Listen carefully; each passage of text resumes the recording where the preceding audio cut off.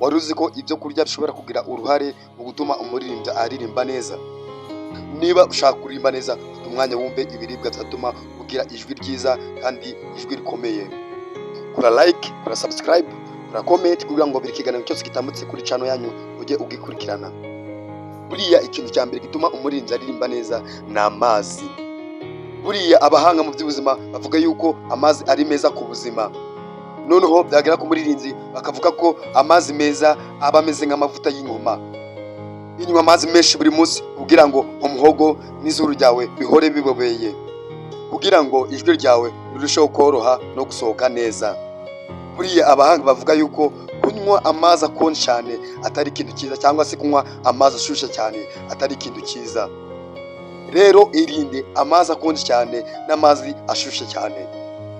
Ikindi cya kabiri, jya urya imbuto zifite amazi menshi. Twavugamo watermelon, inanasi, pome. Buriya izi ni zimwe mu mbuto zagufasha kuririmba neza.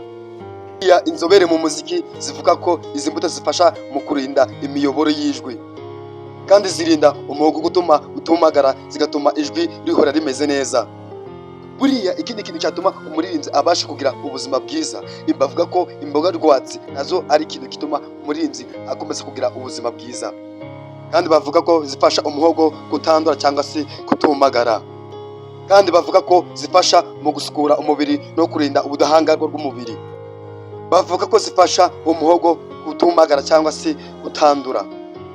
Buriya ikindi kintu cya kane twavuga, inyamibwa mu biribwa, tangawizi n'ubuki. Buriya abahanga bavuga ko tangawizi ifite ubushobozi bwo guhosha uburibwe mu muhogo. Ubuki bavuga ko bugira akamaro gakomeye cyane ku muhogo, ko burinda umuhogo kuba wacikagurikamo udusebe dutandukanye mu gihe uririmba. Bunagira uruhare rukomeye cyane rwo gutuma umuririmbyi yarigira ijwi ryiza. Buriya bifasha umuririmbyi kuririmba adafite imbogamizi y'ijwi ribi. Rero biba byiza cyane iyo unywe icyayi kirimo tangawizi n'ubuki mbere y'uko uririmba. Buriya ikindi kintu cya gatanu nakubwira umuririmbyi aba agomba kwirinda kurya mbere y'uko aririmba, twavugamo amata, kawa n'inzoga. Ibi bintu bituma ijwi ryangirika ku rwego rukomeye cyane. Buriya ikindi kintu nakubwira, ijwi ni impano, ariko kuririmba neza rwose muvandimwe bifata urugendo. Rero fata ijwi ryawe neza biciye mu byo kurya. Inama ntukayipfusha ubusa kuko ni ingirakamaro kuri wowe. Rero ntiwibagirwe gukora subscribe, comment, like kugira ngo buri kiganiro cyose dukoze ujye ugikurikirana watanu kwa tanu. Ciao ciao, nakagaruka. Ubufasha bwihariye wanyandikira kuri WhatsApp 079 040 98 7. Murakoze cyane. Ciao ciao, nakagaruka.